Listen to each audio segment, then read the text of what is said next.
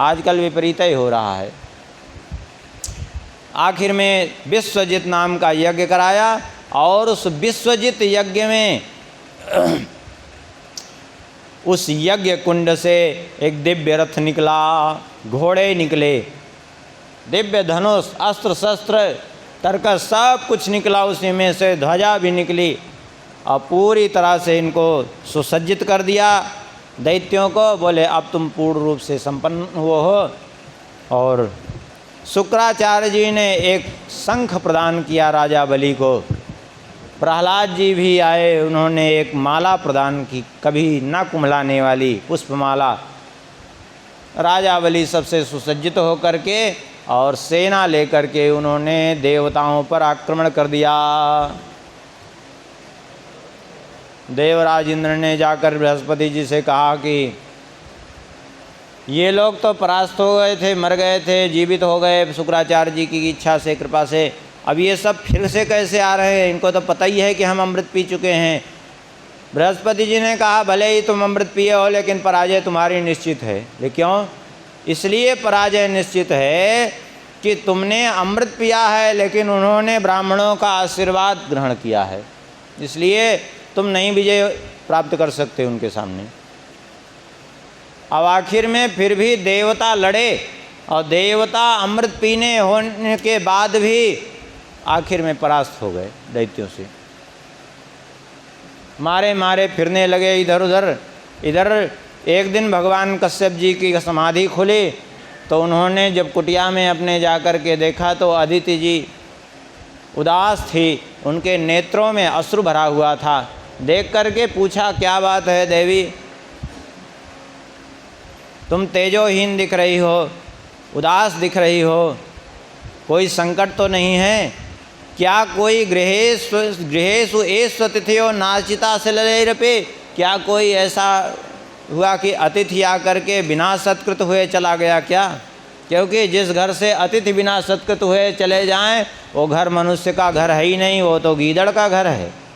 हाँ, अथवा अप्यग्नयस्तु वेलायाम नाहुता हविषा सती, अथवा मैं समाधि में था तो समय पर आश्रम में रहने वाले ब्रह्मचारियों ने क्या अग्नि में आहुति नहीं दी, अग्निहोत्र नहीं संपन्न किया, इसलिए तुम दुखी हो। अथवा कोई ब्राह्मण निराश होकर के लौट गया, अथवा तुम्हारे पुत्रों पर संकट तो नहीं है। अदिति जी ने कहा आप सत्य ही कह रहे हैं, मेरे पुत्रों पर इस समय घोर संकट छाया हुआ है, वे इधर उधर पर्वतों की कंदराओं में छुपते फिर रहे हैं, कृपा करके उनका दुख दूर कर दीजिए। कश्यप जी ने कहा देखो ऐसा है, ये तो पुत्र और वो सब ये मोह की बात है, लेकिन फिर भी देवता चूँकि धर्म की रक्षा करने वाले हैं इसलिए उपाय हम आपको बता देते हैं, उपाय आपको करना पड़ेगा। बताइए उपाय। बोले पयोव्रत करिए। पयोव्रत कैसे करना है? बोले फाल्गुनश्यामले पक्षे द्वादशाहं पयोव्रता अर्चेदरविंदाक्षं भक्त्या परमयान्वितम। फाल्गुन मास शुक्ल पक्ष में प्रतिपदा से लेकर के द्वादशी पर्यंत केवल दुग्ध पी करके ही इसमें रहा जाता है और भगवान की आराधना की जाती है। बहुत से उसके नियम हैं, उनका पालन किया जाता है। यदि उसका विधिवत पालन कर सको और प्रतिदिन एक ब्राह्मण को कम से कम भोजन कराओ और फिर जब पूरा 12 दिन संपन्न हो जाए, पहले अमावस्या के दिन ही कहीं से जंगली सुअर के द्वारा यदि खोदी हुई मिट्टी मिल जाए तो उससे स्नान करके और फिर पृथ्वी देवी से प्रार्थना करे कि भगवान की सेवा के योग्य हमको बनाइए, और फिर व्रत करे और 13वें दिन विधिवत ब्राह्मणों को बुला करके उनके द्वारा अग्नि में आहुति दिलावे और फिर ब्राह्मणों को यथासंभव ब्राह्मणों को भोजन करावे।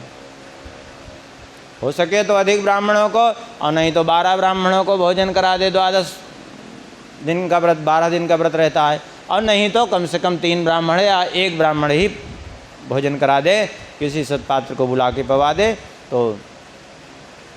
और फिर ब्राह्मणों को भोजन करने के बाद फिर उनसे आज्ञा लेकर के तब स्वयं व्रत का पारण करे। इस प्रकार 12 दिन का ये व्रत यदि करेगा कोई तो निश्चय रूप से भगवान की प्रसन्नता प्राप्त होगी। विधिवत व्रत किया, अदिति जी के सामने भगवान प्रकट हो गए। भगवान ने प्रकट होकर के दर्शन दिया तो अदिति जी ने भगवान की स्तुति की। भगवान ने कहा कि हम जानते हैं कि आपने मेरी आराधना क्यों की है। आप यही चाहती हैं कि मैं तुम्हारे पुत्रों के जो शत्रु हैं दैत्य उनका विनाश करूं। बोले माँ चाहती तो मैं यही हूँ। बोले लेकिन मैं ऐसा नहीं कर सकता। क्यों नहीं कर सकते? बोले मैं असमर्थ हूँ। अदिति जी ने कहा प्रभु कर्तुम अकर्तुम अन्यथा कर्तुम समर्थ आप। अब आप कह रहे हैं कि मैं दैत्यों का वध करने में असमर्थ हूँ, ये कैसे संभव है? ऐसा कैसे हो सकता है? भगवान ने कहा कि इसलिए ऐसा हो सकता है कि मेरा भी एक व्रत है कि मैं जिनके ऊपर ब्राह्मण की, गाय की और मेरे भक्तों की कृपा बनी हुई है उसका मैं कभी विनाश नहीं करता हूँ। जो इन तीनों का समर्चन करते हैं, जो इन तीनों का की सेवा में तत्पर रहते हैं, ब्राह्मण, गाय और मेरे भक्त जो हैं, उनकी सेवा में जो तत्पर हैं, कभी उनका अनिष्ट न तो मैं करता हूँ न तो किसी को करने देता हूँ। मैं उसकी रक्षा करता हूँ, फिर मैं उसका विनाश कैसे कर सकता हूँ? बोले तो फिर हमारे पुत्रों का तो फिर जब आप ही जिसके रक्षक बन जाएं तब तो फिर वो ऐसे राज करेगा, फिर तो हमारे पुत्रों का दुख कभी नहीं दूर होगा। बोले नहीं, तुमने आराधना की है तो तुम्हारा कार्य भी अवश्य करेंगे, लेकिन ऐसे नहीं दैत्यों को वध करके नहीं, दैत्यों को मारेंगे नहीं हम, लेकिन तुम्हारे पुत्रों का दुख हम इस प्रकार से दूर करेंगे कि तुम्हारे पुत्र के रूप में हम अवतार लेकर के और फिर राजा बलि से भूमि मांग करके त्रिलोकी तुम्हारे पुत्र इंद्र को सौंप देंगे। बस इतना हम कर सकते हैं। लेकिन ये बात तुम्हें स्वयं छुपा करके रखनी चाहिए, किसी के सामने इस बात को प्रकट मत कर देना। ठीक है, नहीं प्रकट करेंगे। वैसे भी भगवान के मार्ग में जो भी अनुभूतियाँ हों उनको किसी के सामने ऐसे प्रकट नहीं करना चाहिए। हाँ, कुछ ऐसी परिस्थितियाँ हों, विशेष अपने से कोई श्रेष्ठ जन हों जिनको आप समझ सकें कि इनके इससे जो है हमारी हानि नहीं होनी है, तभी, नहीं तो किसी के सामने प्रकट वैसे नहीं करना चाहिए। भगवान ने इनके व्रत को पूर्ण किया था और उसी के अनुसार भगवान इनके गर्भ में पधारे और भाद्रपद मास शुक्ल पक्ष द्वादशी, जिसको विजया द्वादशी कहते हैं और वामन द्वादशी कहते हैं, उसी दिन भगवान मध्याह्न काल की बेला में प्रकट हो गए। उस समय चंद्रमा श्रवण नक्षत्र पर थे, शुक्ल पक्ष द्वादशी तिथि थी, अभिजित मुहूर्त था, सारे ग्रह मंगलमय अवस्था में थे और भगवान प्रकट हो गए। प्रकट हुए चतुर्भुज स्वरूप में और देखते देखते भगवान ने वामन रूप धारण किया। अब तो कश्यप जी आए हैं और भी बहुत से ऋषि आए हैं। उपनयन संस्कार भगवान का संपन्न किया गया, यज्ञोपवीत संस्कार। यज्ञोपवीत संस्कार जब भगवान का हुआ तो स्वयं भगवान सूर्य देव ने गायत्री की दीक्षा प्रदान की, क्योंकि गायत्री के अधिष्ठात्री हैं सूर्यदेव, उन्होंने स्वयं दी। बृहस्पति जी ने यज्ञोपवीत प्रदान किया, कश्यप जी ने मेखला प्रदान की, पृथ्वी ने कृष्ण मृग चर्म प्रदान किया, वन के स्वामी चंद्रमा ने दंड प्रदान किया, अदिति जी ने कौपीन प्रदान किया और आकाश के अभिमानी देवता ने छत्र प्रदान किया, ब्रह्मा जी ने कमंडल प्रदान किया, सप्तर्षियों ने कुश प्रदान किया, सरस्वती जी ने रुद्राक्ष की माला प्रदान की। और इस प्रकार से भगवान का उपनयन संस्कार संपन्न हुआ। अब बारी आई भिक्षा मांगने की। भिक्षा स्वयं भगवती जगदम्बा पार्वती जी ने प्रकट होकर के भिक्षा प्रदान की। जो भी भिक्षा मिली ले जा कर के देवताओं के गुरु हैं बृहस्पति जी, उनको सौंप दिया। बृहस्पति जी ने कहा इतनी भिक्षा से काम नहीं चलेगा, क्या चाहिए फिर बताइए। बोले त्रिलोकी चाहिए। ठीक है, त्रिलोकी कहाँ है, किसके पास है इस समय? बोले राजा बलि के अधीन है। ठीक, चल दिए राजा बलि की यज्ञशाला की ओर। भृगु कक्ष नाम के स्थान पर राजा बलि की यज्ञशाला थी। भगवान वहाँ पहुँचे। यहाँ तो नहीं वर्णन है। एक चरित्र, बड़ा सुंदर चरित्र है, सुनाई देते हैं संक्षेप में। भगवान जा रहे थे, अब थे तो वामन रूप में, छोटा सा रूप धारण किए थे, ब्रह्मचारी वेश। तो एक नदी पार करनी हुई भगवान को। भगवान उसमें पाँव बढ़ावें, फिर पीछे पाँव करें, फिर बार बार ऐसे करें। एक ब्राह्मण वहीं बहुत समय से तप कर रहे थे। कुल मिला के भगवान को उन पर कृपा करने की इच्छा थी, इसलिए सब लीला चल रही थी भगवान की। तो वो ब्राह्मण देव उठे, उन्होंने कहा बालक आप लगता है अभी यज्ञोपवीत संस्कार नया हुआ है, अभी गुरुकुल में ही हैं। बोले हाँ अभी है तो ऐसी ही बात, अभी तो हम नए नए ब्रह्मचारी हैं, यज्ञोपवीत संस्कार हुआ ही है, छोटे से हैं। बोले तुम नदी पार करना चाहते हो, ऐसे कैसे पार करोगे? चलो कोई बात नहीं, हम तुम्हें अपने कंधे पर बिठा के पार कर देते हैं। कंधे पर बिठा कर के ले चले हो। जब कंधे पर बिठा कर ले चले तो जल में भगवान के चरण की छाया पड़ रही थी। भगवान के चरणों की छाया जब जल में उनको दिखी तो शंख चक्र आदि के चिन्ह, वज्रंकुश ध्वजा आदि के चिन्ह दिखाई पड़ने लगे। समझ गए कि ओहो ये तो कोई सामान्य ब्रह्मचारी नहीं है, भगवान हैं। तो वो ब्राह्मण देव इतने भाव विभोर हो गए और उन्होंने नदी पार न करके नदी की धार की ओर चलना प्रारंभ कर दिया। भगवान ने कहा अरे क्या कर रहे हो, ये हमको डुबाओगे क्या? अरे तुम तो तैर के निकल जाओगे, हम तो छोटे हैं, डूबेंगे। बोले अब और ज़्यादा लीला मत करिए। हाँ आज से हम थोड़ी, आज कोई नई बात नहीं है, हम धार की ओर बह रहे हैं। अरे अनादिकाल से इस संसार के भाव प्रवाह में हम बह रहे हैं, एक बार और बहेंगे तो क्या होगा। हाँ अरे कम से कम आप साथ में हैं। भगवान ने प्रकट होकर के अपने स्वरूप में उनको दर्शन दिया, उनकी तपस्या सफल की और उसके बाद फिर भगवान वहाँ से पहुँचे राजा बलि की यज्ञशाला में। भगवान को आते देख करके अग्निदेव उठ करके मानो इतने प्रज्वलित हो गए, मानो उठकर स्वागत कर रहे हो। सारे ऋतु जुड़ गए और राजा बलि भी यज्ञशाला से निकल करके बाहर आए, चरणों में साष्टांग प्रणाम किया और बैठा करके विधिवत चरण प्रक्षालन किया। स्वागतेनाभिनन्द्याथ पादौ भगवतो बलिः अवनिज्यार्चयामास मुक्त संग मनोरमम। स्वागत है आपका। चरण प्रक्षालन करके और उसके बाद उस चरणोदक को क्या किया? बोले तत्पाद शौचम जन कल्मषापहम सधर्म विन्मोर्न दधासु मंगलम यद्देव देवो गिरिशश्चंद्रमौलिर दधार मूर्ना परयाच भक्त्या। उस चरणोदक को उठा करके अपने शीश पर डाल लिया। भगवान शंकर जी ने तो बाद में अपने शीश पर धारण किया, इन्होंने पहले ही धारण किया।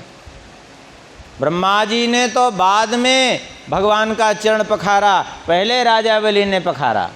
हाँ और कहा आपका स्वागत है। आपको तो देख कर ऐसा लगता है जैसे ब्रह्मर्षियों की मूर्तिमान तपस्या ही साक्षात प्रकट रूप में आई है। अब आप के आने से हमारे आज पितर तृप्त हो गए, आज हमारा कुल पवित्र हो गया। यज्ञ इतने वर्षों से चल रहा था, हमारा यज्ञ सफल हो गया। अब जो जो आपको चाहिए वो हमसे आप आज्ञा करके मांग लीजिए। गाम कांचनम गुणवद्धाम मृष्टम तथान्न पेयमुत वा विप्रकन्याम ग्रामान समृद्धास्तुर्गाम गजान वा रथास्तथा रहतम संप्रतीक्ष। जितना आप गाय चाहिए, जितना स्वर्ण चाहिए, जितने समृद्धिशाली आपको महल चाहिए, भवन चाहिए, जितना अन्न पदार्थ, जितने पेय पदार्थ चाहिए वो ले लीजिए। और यदि आपका समावर्तन संस्कार संपन्न हो गया हो तो आपके लिए एक ब्राह्मण कन्या ढूंढ करके आपको कन्यादान कर दें। जितने समृद्धिशाली नगर गांव चाहिए, हाथी घोड़े चाहिए, रथ चाहिए, सब हमसे ले लीजिए आप। भगवान ने बड़ी प्रशंसा की। वाह, तुमने जो कुछ भी कहा है तुम्हारे कुल के अनुरूप ही है। क्यों? क्योंकि तुम कश्यप जी के वंशज हो और तुम्हारे पूर्वज हिरण्यकशिपु हिरण्याक्ष हुए, कोई सामान्य नहीं। और तुम्हारे पूर्वज विरोचन जी, जिन्होंने जानते हुए देवराज इंद्र को कि ये देवराज इंद्र हैं ब्राह्मण के रूप में, लेकिन ब्राह्मण के रूप में आए थे तो देवराज इंद्र को अपनी आयु ही दान कर दी तुम्हारे पिता। और तुम्हारे बाबा प्रहलाद जी का तो कहना ही क्या है, अपनी भक्ति से स्वयं भगवान नारायण को जिन्होंने बस में कर लिया, क्या कहना है। तो तुम उन्हीं के पौत्र हो, क्यों ना तुम में ऐसे संस्कार होंगे। लेकिन फिर भी तुम देना चाहते हो बहुत कुछ, लेकिन हम भी एक संतोषी ब्राह्मण हैं, ब्राह्मण को संतोषी ही होना चाहिए। क्योंकि असंतुष्टा द्विजा नष्टा संतुष्टा च महीपति सलज्जा गणिका नष्टा निर्लज्जा च कुलांगना। जो ब्राह्मण असंतोषी होता है वो ब्राह्मण नष्ट हो जाता है। जो राजा संतोषी होता है वो राजा नष्ट हो जाता है। जो कुलवती स्त्री निर्लज्ज हो जाए वो नष्ट हो जाएगी, और जो वेश्या लज्जा करे वो नष्ट हो जाएगी। आज घरों की स्थिति बड़ी खराब हो रही है। लज्जा बिल्कुल सबकी खत्म हो गई। आज दशा ये खराब हो गई है, कहने पे तो थोड़ा सबको ही बुरा लग जाता है, लेकिन ऐसी दशा खराब हो गई है कि पहले से सारी क्रियाएं विपरीत हो गई हैं। आज पहले लोग जो है घर में भोजन करते थे, बाहर शौच के लिए जाते थे। अब घर में शौच के लिए लोग जाते हैं और बाहर होटल पे जाके भोजन करते हैं। पहले कोई कार्यक्रम होता लोगों के यहाँ तो नाचने वाली बाहर से आती और घर की स्त्रियाँ भोजन बनाती। अब आज घर की स्त्रियाँ बाहर स्टेज पे नाचने के लिए जाती हैं और भोजन बनाने के लिए बाहर से नौकरानियाँ आती हैं। ठीक विपरीत स्थिति। अब बताइए कैसे कल्याण हो। 5000 साल पहले वस्त्र हरण की बात आई थी द्रौपदी की, तो वस्त्र हरण का प्रयास किया गया तो महाभारत हो गया। हाँ, वस्त्र हरण का प्रयास किया, उसके कारण महाभारत हुआ। अब आज वस्त्र पहनने के लिए किसी को कह दो कि थोड़ा ठीक से वस्त्र पहनो, ऐसा पहन के घूम रही हो छोटा छोटा वस्त्र, तो महाभारत हो जाएगा, पक्की बात है। और चाहे किसी को कह के देख लीजिए। ठीक विपरीत स्थितियां हो गई हैं और लोग कहते हैं हम विकास के पथ पर हैं। अरे विकास उकास के कुछ पथ पे नहीं है, विनाश के गर्त में जा रहे हैं। विकास उकास कुछ नहीं है। और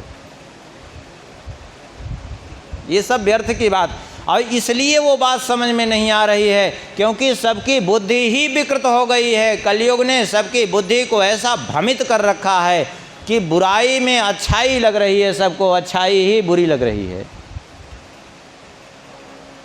पाश्चात्य सभ्यता इतना जो है खोपड़ी में भर गई है कि उसके आगे कुछ सूझता ही नहीं।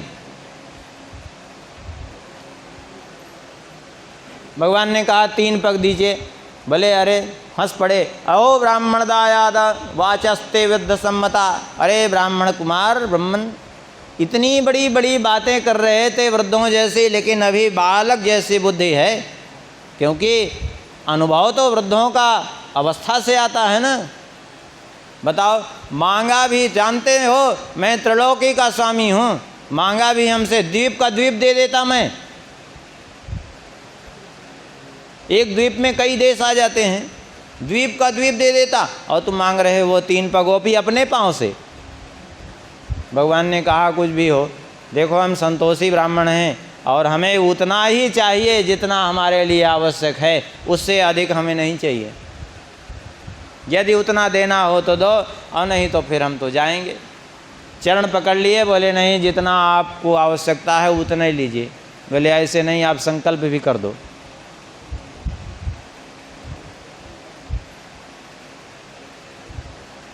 संकल्प करा लिया, और जो संकल्प करने के लिए उद्यत हुए तो दौड़ के आए शुक्राचार्य। बोले रुक जाओ, ये किसको संकल्प करने जा रहे हो, मालूम है ये कौन है?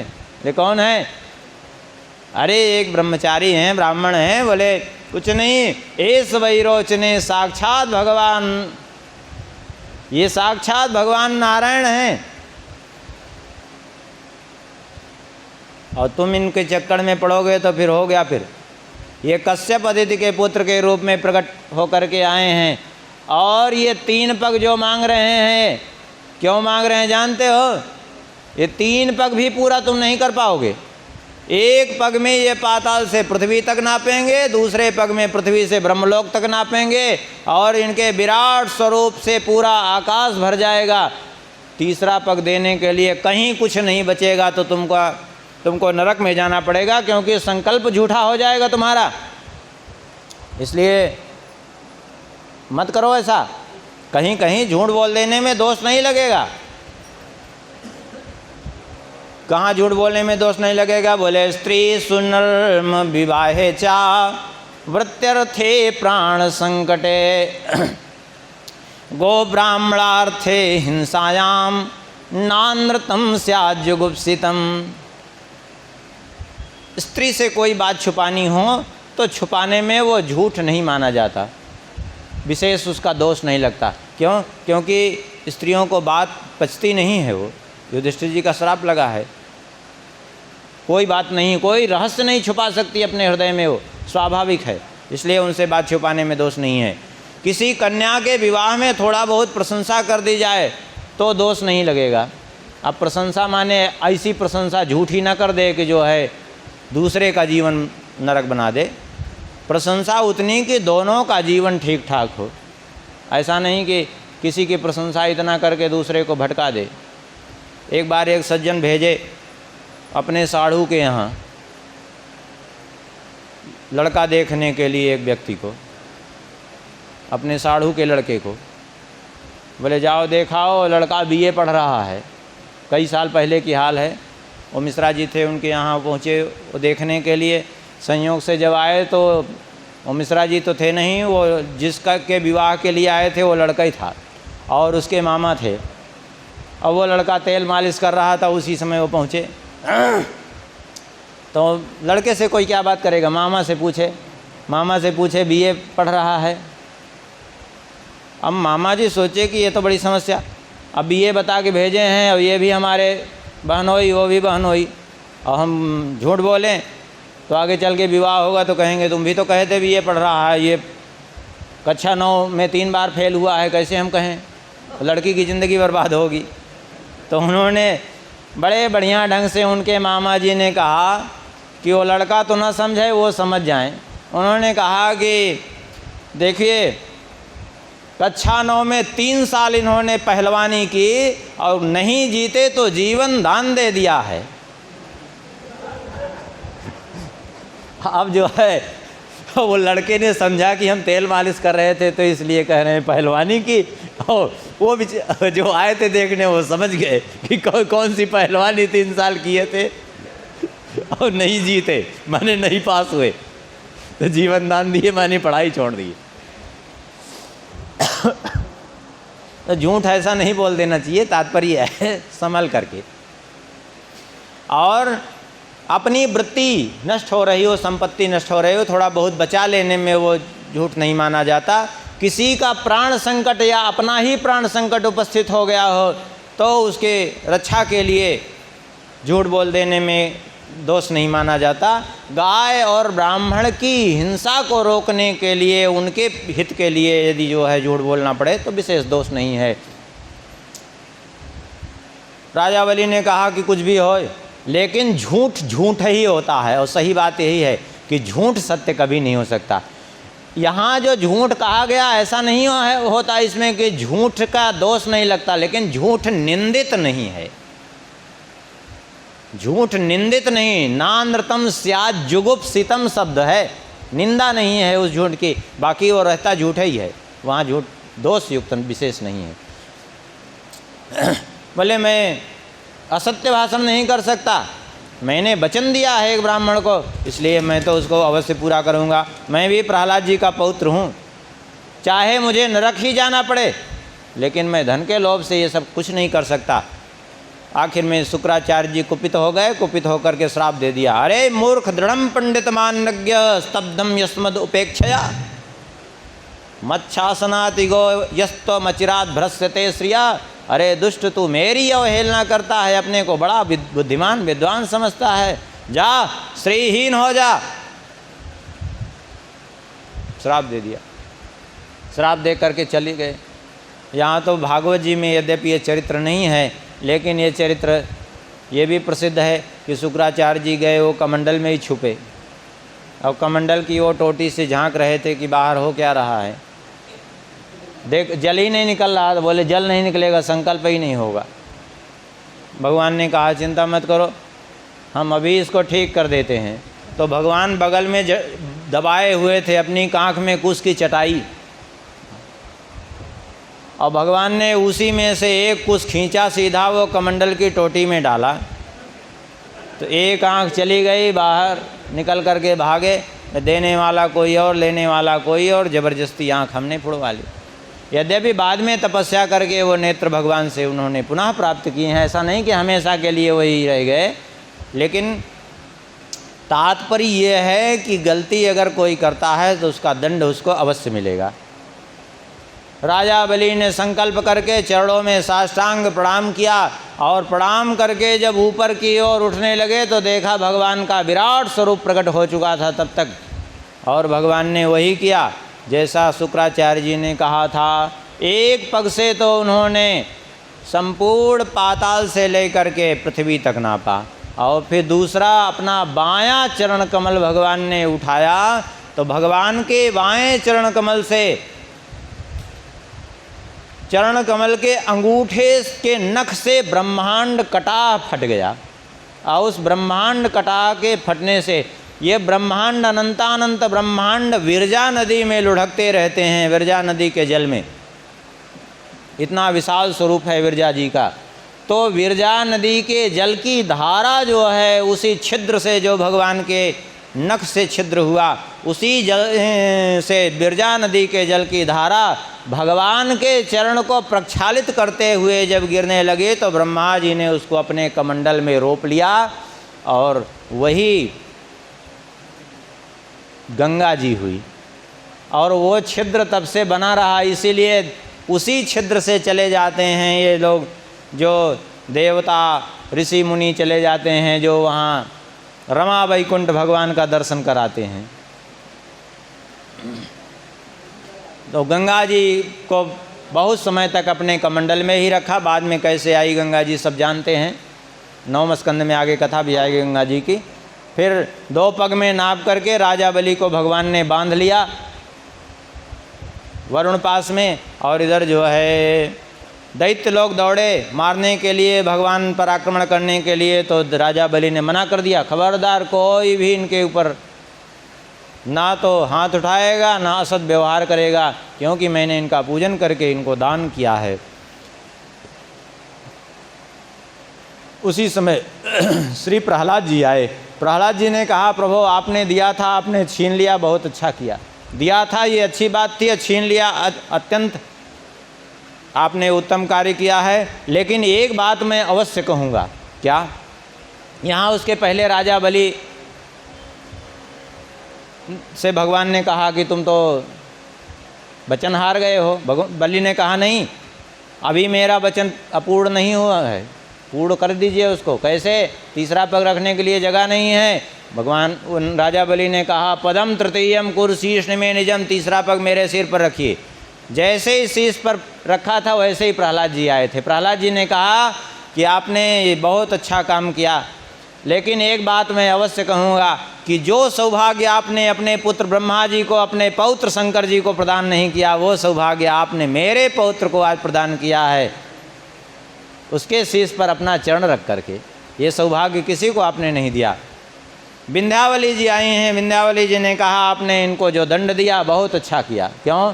क्योंकि आप आ गए थे, जब ये जान गए थे आप त्रिलोकी के स्वामी हैं, तो सारी संपत्ति स्वाभाविक इनको सौंप देनी चाहिए कि प्रभु आपकी चीज़ आप संभालिए, लेकिन ये आप ही की संपत्ति आपको दान करने का दंभ करते रहे, इसलिए इनको दंड तो भोगना ही था। इसलिए जो आपने दंड दिया है उचित ही है। राजा बलि ने कहा कि प्रभु ठीक कर रहे हैं आप, मुझे जो दंड दे रहे हैं इस दंड से मैं कृतार्थ हुआ। लेकिन ब्रह्मा जी तब तक प्रकट हो गए। ब्रह्मा जी ने कहा प्रभु मेरी तो समझ में ही बात नहीं आ रही है।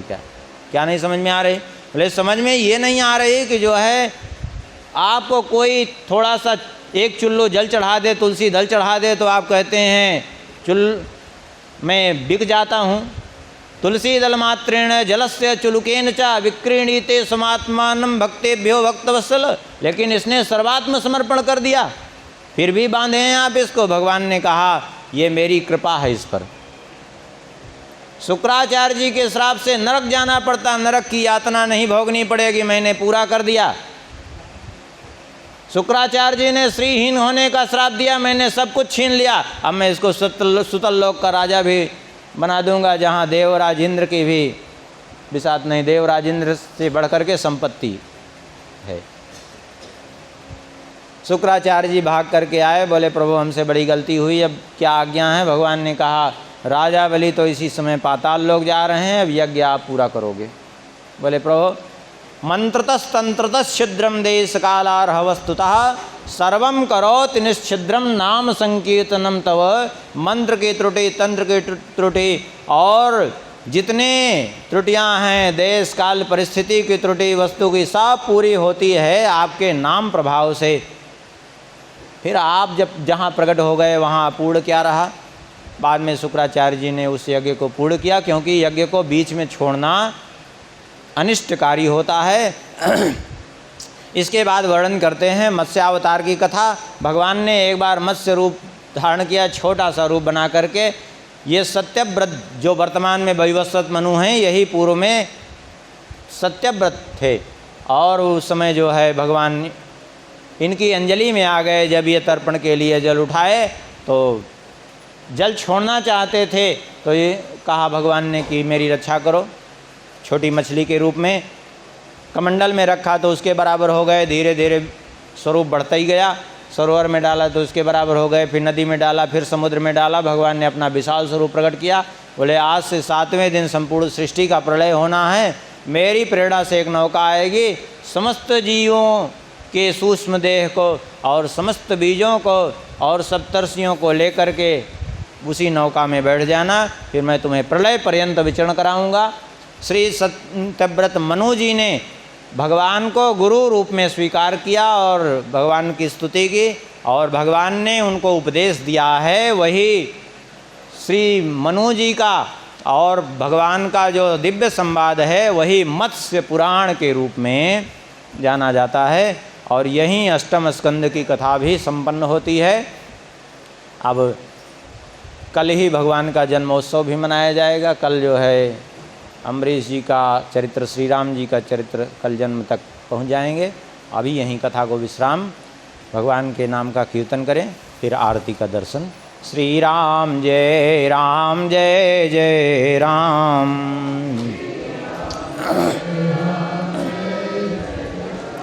सीताराम जय सीताराम।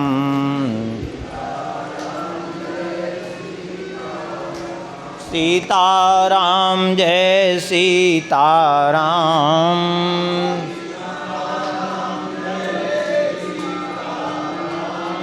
सीताराम जय सीताराम।